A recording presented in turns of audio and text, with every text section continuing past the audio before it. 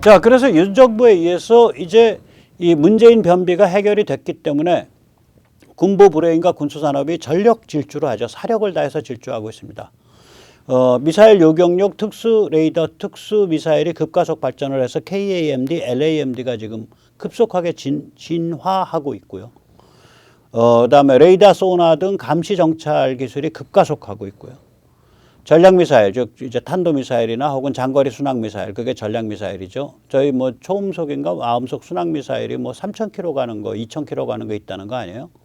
공격 미사일 이런 기술이 급가속하고 있고요. KF-21 경무장 라이트 중형 헬기, 저는 경공격 헬기라고 안 해요. 그러니까 경무장이에요. 경무장 저게 중형 헬기거든요. 거듭 말씀드리지만 2,000마력이면 작은 헬기 아닙니다. 라이트 중형이에요. 중형 중에 라이트 미들급. LAH, 그 다음 누리호 등 항공우주가 연속해서 성공을 하고 있죠. 또한 위성도 한화의 저 싸 위성, 저거 아주 좋은 위성이라 그러더라고요. 그러니까 지표면 관찰 위성이죠. 저 싸 위성, 그 다음에 다누리 위성 등 감시정찰 위성 기술이 연속 성공을 하죠. 다누리 자체는 감시정찰이 아닌데 다누리를 왜 나사가 먹어줬냐면 거기에 있는 여러 가지 그 뭐 편광 카메라, 감마선 카메라 이런 특수한 촬영 장비가 이거라 그래서 먹어준 거거든요. 그럼 그거는 다른 식으로 기술을 적용을 하면 고해상도 촬영 장비 나오고 그거 전송 기술 나오고 그거 처리 기술 나오고 다 그런 거죠. 뭐 그게. 거기다 이제 잠수함을 우리가 원자력 잠수함이 아니니까 여기 잠수함 안에서 수소를 직접 만들어내서 한 그 잠항 기간을 한 두세 배 늘리는 그런 그러니까 수소를 만들어내는 공장을 갖춘 공기 불필요 잠수함, 그러니까 AIP, Air Independent Propellan트인가 뭐 그렇게 되죠. 예. 그다음 차세대 구축함, 차세대 호위함 등이 급가속하죠. 예를 들어서 KDDX는 지금 상세 설계 안 들어가야 돼요, 추진이. 아직 마지막 KDDX 가기 전 단계의 그 마지막 배치가 아직 다 안 지어졌거든요. 이거를 윤석열 정부가 서둘러 가지고 그러니까 패럴렐하게 가는 거죠. 이 KDDX 이전 단계의 구축함 짓는 사업은 계속하고 KDDX 설계를 앞당겼다고요. 호위함도 그래요. 아직 그 마지막 배치의 마지막 그 배가 덜 지어지고 있는데 아직 계속 건조 중인데 다음번 그 아마 FFX라고 부를 거예요. 차세대 호위함을 급가속시켰죠. 그리고 더 중요한 거는 문재인이 파놓았던 함정, 저게 항모 KF-21N 함재기. 문재인이 파놓은 함정이에요, 저거. 항모를 안 하는데 왜 함재기를 해? 함재기 하면 그거에 빗대가지고 이제 항모합시다. 다시 살아나지. 범고래 수송기. 아니, 카이가 제가 거듭 말하지만 카이가 뭐 멍청한 군 수송기 해야 할 지금 군번이에요. 카이가 거짓말 했잖아. 군 수송기 가지면 특수목적기 AWACS 같은 거 만들 수 있다고. 전 세계 AWACS는 다 민항기 갖고 만들었는데 그럼 그 사람들은 수송기가 없어서 민항기 갖고 만들었나? 카이 거짓말한 거예요. 즉 다시 말하자면 국민의 피 같은 혈세를 2조 3조씩 카이 입에 쳐넣어줘 가지고 카이가 그 돈 가지고 수송기 개발비를 2, 3조를 얘기하니까 저 수송기 쪽을 밑바닥서부터 기술을 익힌 다음에 그걸로 민항기, 새끼 보잉, 새끼 에어버스 하겠다는 거지. 그러라고 우리가 카이한테 돈 밀어주나? 카이 정신 차리세요. 이왕 잘 나가고 있으니까 지금 정신 차려야지. 자, 여기서 잠시 세뇌 탈출 자유구독료 부탁 말씀 올립니다. 아시다시피 세뇌 탈출은 광고가 잘 붙지 않습니다. 붙더라도 좀 늦게 붙는 편입니다. 도와주시면 보다 좋은 컨텐츠로 찾아뵙는 데 커다란 힘이 되겠습니다. 예, 정말 커다란 힘이 되겠습니다. 요새 다들 어렵지만 저도 어렵습니다. 자, 여기서 이제 아까 그 LSAM 그러니까 탄도미사일 요격하는 미사일, 탄도미사일 요격 그러니까 요격 미사일이죠. KAMD의 굉장히 중요한 요소, 중요한 그 단계예요. 천궁2는 한 15km에서 20km까지 막고요. LSAM은 100km 정도까지 막아요. 그 다음에 사드는 150km까지 막습니다. 그러니까 이게 층층이 다층 방어를 해야 하나라도 놓치면 또 쏠고 놓치면 그 다음 찬스 이렇게 찬스가 있잖아요. 그래서 이걸 다층 방어를 한다고요. 이걸 이거를 그렇죠. 예, 이걸 한 3계층에서 4계층 방어를 하는 게 목표인데 우리가 LSAM이 들어옴으로써 이제 천공의 페이트리어트 3랑 같거든요. 팩3랑. 그러니까 LSM이 들어옴으로써 우리가 3계층이 되는 거예요. LSM이 이제 어저께 요격에 성공을 한 거죠. 그러니까 공중에서 날아 들어오는 탄도미사일을 떠갖고 딱 맞추는데 성공을 한 거예요.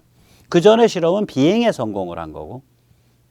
그래서 요격에 성공을 했기 때문에 이제 그걸 좀 가다듬고 거기다 레이더를 잘 붙이고 이러면 이제 LSM이 완성이 되는데 그걸 굉장히 서두른다 그러는 것 같아요. 그래서 아마 제 짐작에는 뭐 윤석열 정부 임기 안에 저거 배치됩니다. 늦어도 빠르면 2026년까지도 당겨지고요. 늦으면 한 2027년. 굉장히 서두르고 있어요. 그 요격에 성공하는 것은 촬영한 장면을 촬영이 안 되겠죠. 뭐 사실은 그거 어떻게 촬영하겠어요. 그거 아마 요격 성공했으면 LSM이니까 한 고도 80km 정도에서 요격 성공한 건데 고도 80km면 비행기가 날아 올라가지 못하잖아요. 인공위성으로 촬영했어야 되죠. 근데 인공위성이 옆에서 그걸 하겠어요? 그래서 저게 이제 촬영이 없어서 그 전에 2022년 2월에 이게 그렇습니다. 2월에 비행 성공을 해요. 이게 LSM이. 그러니까 이거 보세요. 문재인이 이제 정권이 끝나간다. 이제 윤석열 될 것 같다 하니까 변비가 막 터져 나오기 시작한 거예요. 이게 그 시점이에요. 한번 직접 보시죠. 시원하게 날아 올라가죠. 예. 시원하게 날아 올라갑니다. 예, 이제 고도가 뭐 80km, 100km 여기서 요격을 하니까 엄청 날아 올라가는 거고 저걸 이제 뒷받침해주는 저 탄도미사일의 궤적을 계산을 해서 그걸 감지하고 궤적을 계산해주는 이제 고성능 레이더가 뒷받침이 돼야 되죠. 그 고성능 레이더하고 그걸 그 수학을 풀어주는 소프트웨어 시스템이 그리고 이제 그 위층에서 방어를 했던 사드랑 연동하는 거, 또 아래층에서 방어할 천군과 연동하는 뒷단이 하나 있어야겠죠. 사드에서 놓쳤어. 너 쏴 이제. 야 20개가 온다. 잘 보고 있어. 그 중에서 19번을 사드가 놓쳤네. 너 19번 노리고. 너는 17번도 놓쳤어. 너 저거 쏴. 너는 저 5번 놓쳤네. 넌 저거 쏴. 얘가 있어야지. 뒤에 지능이 레이더랑. 그것까지 다 갖춰지는데 이제 몇 년 걸리는 거예요. 돈 엄청 듭니다. 그 대신에 이제 한번 제대로 팔면 한 두어 세트만 팔아도 이제 돈 개발비 싹 다 얹히죠. 예.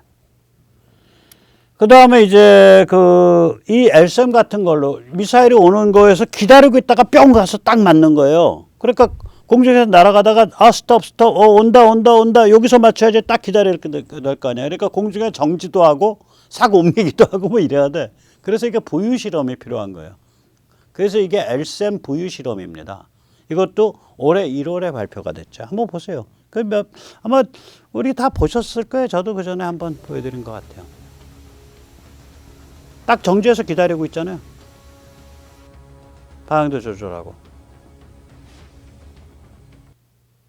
그러니까 이게 극한 기술들이에요. 극한 기술이에요. 저거 아무나 하는 거 아니에요. LSM 같은 거. 레이시온이나 로키드 마틴이 하는 거예요. 그러니까 미사일도 그렇고 미사일을 뒷받침하고 있는 레이더나 이 지능도 그렇고. 그러니까 미국이 얼마나 겁이 나겠어요. 쟤들은 겁도 없다.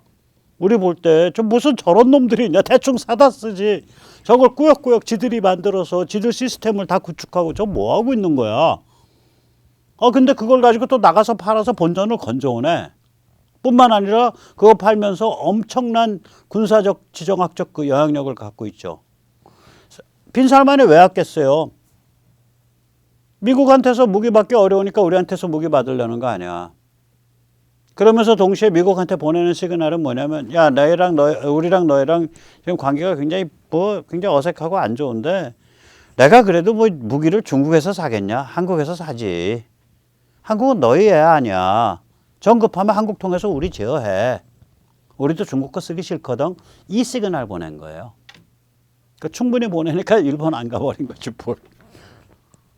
일본까지 갈 필요가 없는 거죠.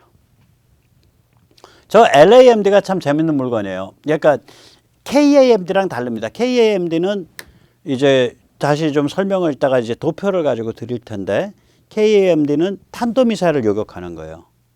그런데 이 북한에는 탄도미사일은 아닌데 유사 탄도미사일들이 있어. 이게 이제 대구경 방사포가 이래요.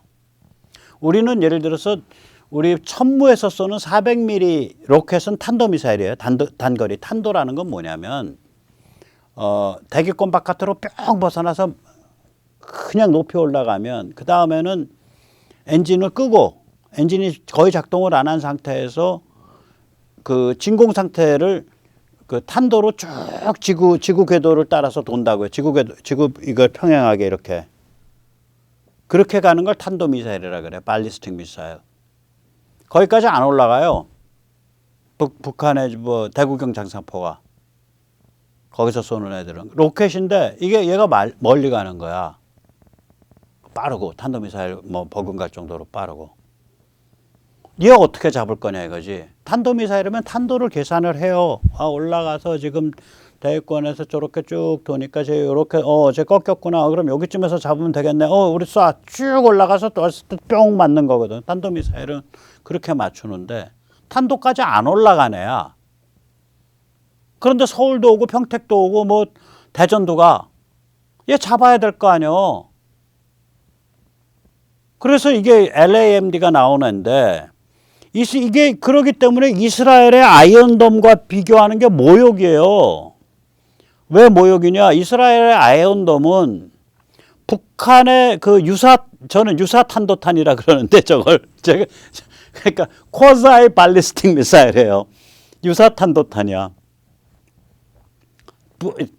그래서 저게 장사정포라 그러는 거예요. 장사정포.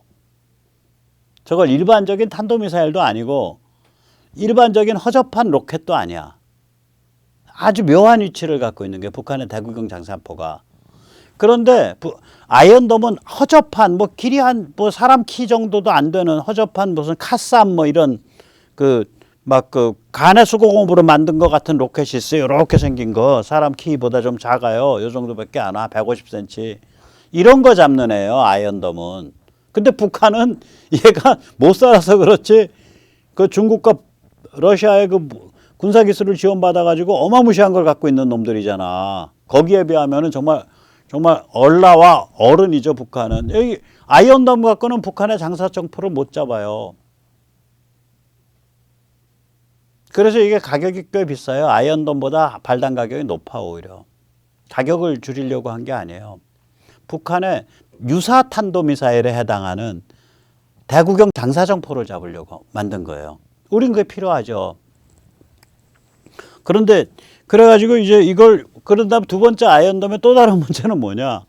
아이언돔은 스탠드얼론이야. 스탠드얼론이라는 얘기 뭐냐면은 아니 뭔가 방공 시스템이라는 건 겹겹이 있잖아요. 뭐 예를 들어서 그 탄도미사일을 방어하기도 하고 그 다음에 비행기를 방어하기도 하고 예를 들어 천궁에서도 미사일을 두 종류를 놓잖아요. 탄도미사일 요격 시스템하고 그건 ABM이라 그러죠. Anti Ballistic Missile. ABM 미사일을 놓기도 하고 AAM, Anti Aircraft Missile. 그러니까 비행기나 순항 미사일 잡는 미사일을 놓기도 하고 천궁이 두 종류 미사일을 채우거든요. 우리 그런 정도인데 얘는 이 순항 미사일이나 비행기 잡는 미사일로는 유사 탄도 미사일 또 못 잡아요. 이게 예를 들어서 지금 우크라이나에서 지금 인기를 끌은 나삼 미사일, 또 우크라이나에서 인기를 끌고 있는 그 저기 아이리스 미사일, 그 독일제.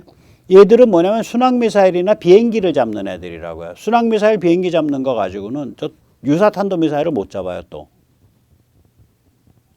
그리고 그 레이더 체계도 좀 다르고 추적 방식도 다르고. 순항 미사일 같은 거는 그 뒤에 나오는 뭘 따라 들어가면서 맞추잖아요. 근데 얘는 그게 아니라 얘는 그것도 있지만은 기본적으로는 궤도를 계산을 하는 거라고 이 레이더 쪽에 뒤가.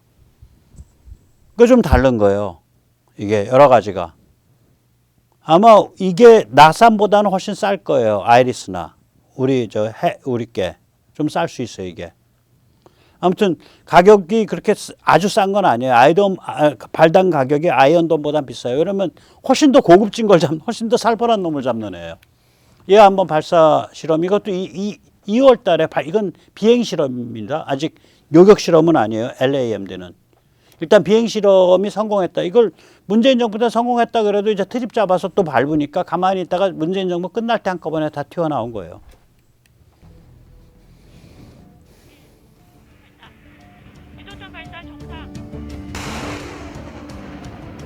네, 제가 DX 코리아 가서 저거 봤어요. 저거 길이 한 2m, 2m 정도 되고요. 똥똥하게 생겼어요. 아주 건실하게 생겼어요. 저게 아마 해군 미사일을 좀 더 업그레이드한 걸 거예요.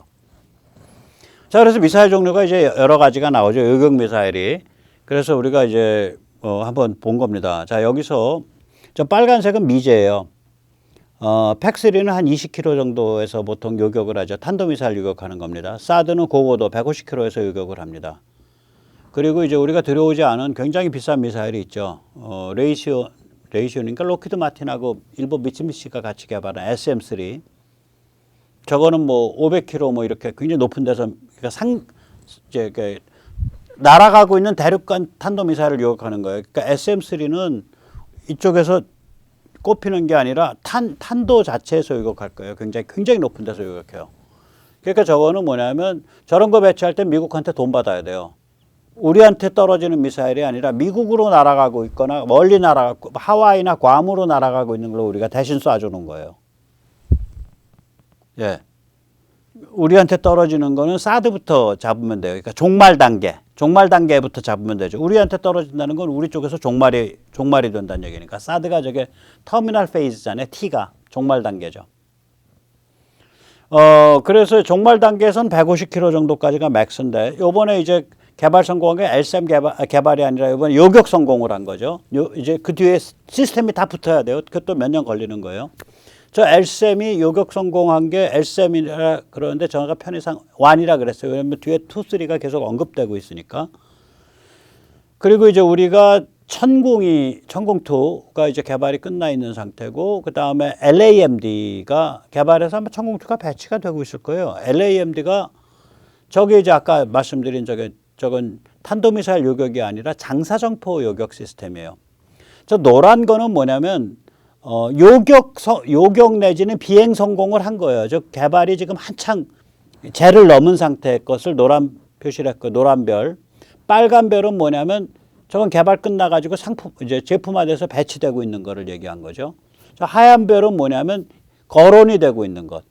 즉 우리가 이제 LSM1 개발이 끝나는 무렵부터 해갖고 LSM2를 개발하게 되면 저 LSM2는 사드급이에요. 우리가 천공이 팩3랑 거의 비슷하거든요. 조금 낮은데 그 고도가 뭐 거의 성격이 비슷해요. 천공이. 그 다음에 우리가 LSM은 보면 팩3하고 사드 사이잖아요. 그러니까 대한민국에 천공2 많이 깔고 LSM 깔고 사드 좀 더 들여오면 미국이랑 잘 얘기해서 그렇게 되면 대한민국이 딱 3계층 방어를 하니까 굉장히 훌륭한 탄도미사일 방어 시스템을 갖게 돼요. 거기다가 탄도미사일이 아닌 유사 탄도미사일에 대해서는 LAMD가 방어를 한다고요. 저 LAMD도 제가 생각에 윤석열 정부 안에서 배치됩니다. 굉장히 서두르고 있어요. 잘하고 있다니까요. 그러니까 윤석열 정부가 이 국방 쪽에 거길 브레인들, 그 괴물이거든. 뭐 자기 근성이 문재인에서 족쇄가 차여져 있었던 거예요. 그 풀린 거야 이제 이 괴물들이. 원래 이 족쇄가 문재인 정부 때 미국과는 풀렸는데 문재인이가 미국보다 더 족쇄를 채워놨잖아. 이게 미국과 풀린 상태에서 문재인 족쇄가 풀리니까 이 괴물이 이제 튀어나가는데 그 우리 문을 확 열어 제껴버렸다고요. 윤석열 정부가. 그건 인정해줘야 돼요. 우리 시청자님들 중에 윤 정부 마음에 안 드시는 분도 많고 그러겠지만 최소한 국방, 외교, 안보, 한미동맹에 관해서는 100% 저는 신뢰를 하는 편이에요. 잘하고 있어. 제가 별로 흠을 못 잡겠더라고. 자, 그 다음에 이제 그래서 저렇게 보시면 돼요. 그래서 저렇게 150km, 뭐 한 100km, 그 다음에 한 20km, 뭐, 그리고 이제 10km, 뭐, 이짝 저짝, 뭐, 이렇게 이제 한 4등급인데 10km 이짝 저짝은 탄도미사일 요격이 아니고요. 탄도미사일 요격은 국산으로는 천공2, LSM1, LSM2, LSM3로 올라가고요. 미국제로는 팩3, 사드, SM3로 올라가는 겁니다. 저렇게 쭉 올라가는 거예요. 자, 그러면 이제 우리가 미사일 얘기가 나왔으니까 잠시 우리 이제 미사일 이제 풀려서 막 개발 엄청 되고 있거든요. 뭐 초음속 미사일도 나오고 뭐 현무도 뭐 앞에 괴물탄도 다른 것도 나오고 별거 다 나오고 있죠. 차례로. 그러면 이제 저는 우리 미사일 많이 갖춰야 된다고 봐요. 그게 뭐 순항으로 가든 탄도로 가든. 그래서 중국이 우리 건드리면 너희도 쑥대 봤대라는 시그널을 확실히 보내야 된다고 보는데 그렇게 가고 있어요. 예, 그렇게 가고 있습니다. 자, 그러니까 육군 미사일 사령부가 미사일 사령부로 바뀌었죠. 예, 미사일 전략사령부로 이렇게 이름이 바뀌었고 2024년에 합동전략사령부라는 게 만들어지죠. 예측이 2024년입니다. 저기 그거 만들어야 되거든요. 윤석부가 그거 잘하는 거예요. 그러니까 군부 브레인을 이렇게 족쇄를 풀어주니까 그리고 마음대로 달리게 만든 거예요. 제대로 자기 그 신념에 따라서. 좋은 거죠. 그래서 이제 미사일 얘기가 나왔으니까 극초음속 미사일 얘기를 잠깐 드리고 또 이야기를 진행하겠습니다. 일단 극초음속 무슨 무기든지 마찬가지예요. 만능인 무기는 없어요. 그러니까 조건과 문맥에 적합한 무기가 최고야. 닭 잡는데 소 잡는 칼쓰리야. 그런 거죠. 그러니까 극초음속이 좋은 때가 있어요. 예를 들어서 그것도 이제 극초음속이 한 가지가 아니니까 어떤 성능이 있냐에 따라서 좋을 때가 있는데 그 정말 중요할 때 그냥 치명적 한 수를 가야 될 때 만약에 그 극초음속이 제대로 발전해 있다 그러면 그 치명적 한 수가 제대로 들어가는 거예요. 극초음속이 좋을 때가 있어요, 이게. 자, 그러면 이제 국방부는 이제 지금 극초음속을 개발 중이죠. 근데 극초음속이 이게 세 가지 종류입니다. 일단 항공탄도 방식이에요. 에어로발리스틱. 그러니까 아까도 말했듯이 탄도까지 올라가서 높이 까만 데 크게 올라가서 이제 다시 내려와서 대기권 진입해서 딱 떨어지는 그거죠. 항공탄도 방식인데 에어로발리스틱이라고 있는데 사실 쟤는 뭐 특별히 뭐 기술이라고 할 게 없죠. 모든 탄도탄은 다 항공탄도 방식이죠. 모든 탄도탄은 다 극초음속이에요. 종말 단계에서. 음속의 5배 이상 나오니까. 그 음속의 5배 정도를 그걸로 보거든요. 그래서 쟤는 뭐 그런가 보다 하고 제껴버리면 되고 이제 두 번째 방식이 뭐냐면